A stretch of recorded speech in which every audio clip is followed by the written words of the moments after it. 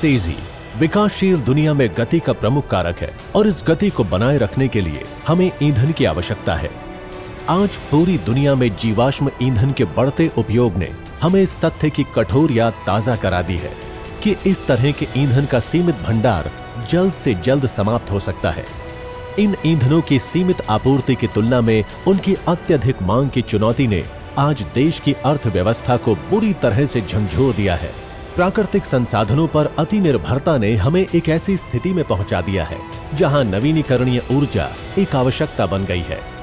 ऊर्जा किसी भी देश के आर्थिक विकास का एक महत्वपूर्ण कारक है और साथ ही उन बुनियादी मानकों में से एक है जो जीवन की गुणवत्ता को परिभाषित करता है।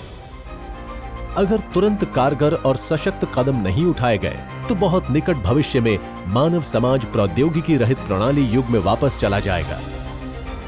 इसलिए हमारी अर्थव्यवस्था को बनाए रखने और मांग को पूरा करने के लिए स्वदेशी रूप से उत्पादित ईंधन उपलब्ध कराने का एकमात्र तरीका वैकल्पिक प्रौद्योगिकियों को विकसित करना है जो पर्यावरण के अनुकूल समाधान प्रदान कर सके।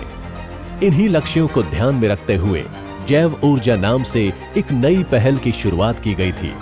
योजना जैव प्रौद्योगिकियों का उपयोग करने और स्वदेशी रूप से विकसित प्रौद्योगिकियों का उपयोग करके ऊर्जा के उत्पादन में तेजी लाने की थी।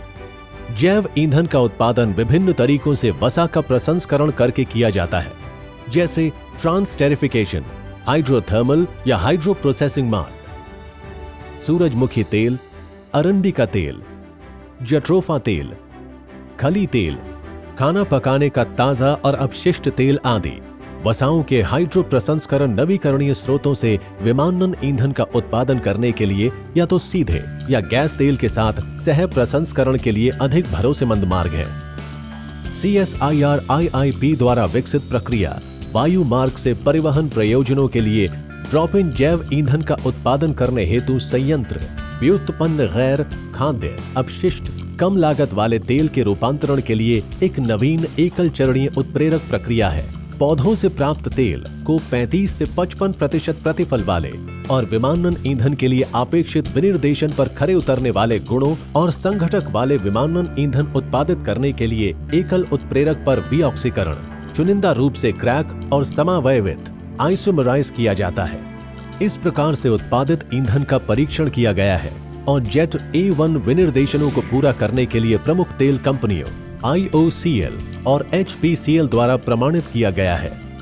जैव जेट ईंधन के अलावा इस प्रक्रिया से उपोत्पाद के रूप में नवीकरणीय drop in high cetane diesel 40 से 50% भी उत्पादित होता है, जिसे सीटेन इम्प्रूवर के रूप में बिना किसी आशोधन के डीजल वाहनों में सीधे ही मिलाया जा सकता है। भारत एक कृषि आधारित देश होने के कारण ये नवाचार विशिष्ट रूप से सभी 3 प्रमुख पहलुओं का पोषण करेगा।